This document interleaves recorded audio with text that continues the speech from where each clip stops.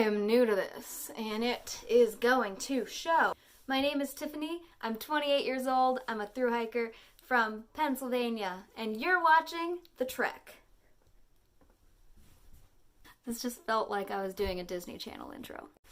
Hello, my name is Tiffany. I'm a 28-year-old solo female hiker from Pennsylvania, and I am starting my thru hike of the Appalachian Trail in March 2021. I recently quit my job to thru hike the Appalachian Trail, so this better be good. This will be my first thru hike. I have backpacked a little bit on weekends, but never alone and never for as many miles as I'm going to be doing every day. So it's definitely a new experience for me.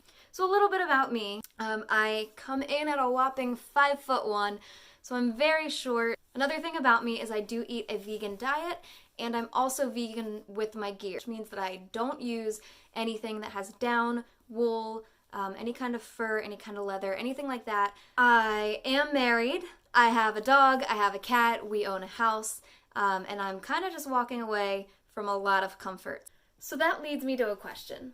Why would I walk away from a family, a great house, a great job, overall a great life, to go essentially be homeless and live in the woods and be stinky and smelly and hurt for, 6 months?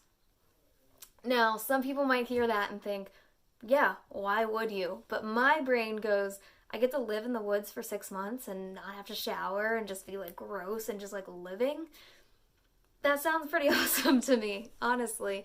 But aside from that, aside from the adventure, aside from the fact that I am in love with the Appalachian Trail, why would I want to go hike 2,000 miles up the Appalachian Mountains? And the answer for me is pretty simple. Because I want to, and because I feel like I have to.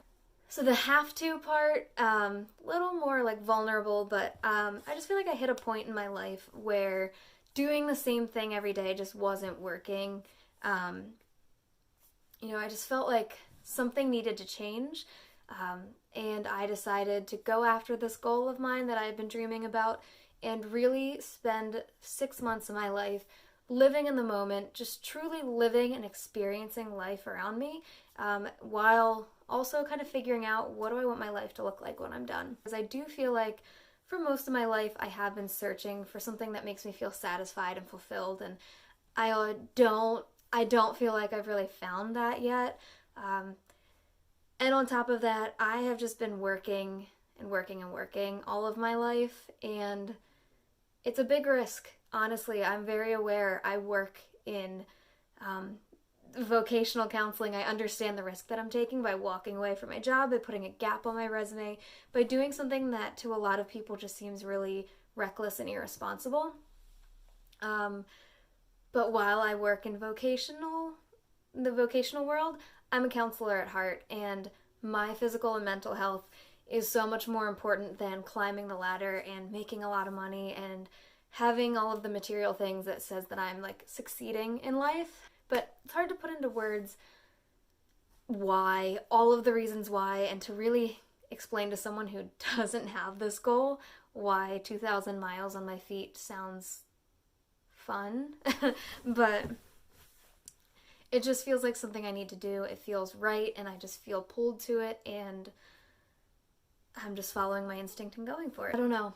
It's really hard to put into words why and all of the reasons.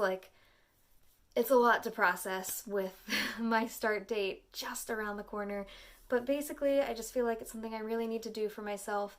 I've been dreaming about it for so long, and I just didn't see the point in continuing to just look out into the horizon and see someday. I needed a real day. I turned someday into an actual physical date. I got the gear, I saved the money, and I'm doing it, and I am so excited to finally step foot on the Appalachian Trail and see my dream come true. So I want to get out there, I want to live life, I want to do it, and I am. So I hope you'll be following along as I hike from Georgia to Maine, and I hope to see some of you guys out there, and I can't wait.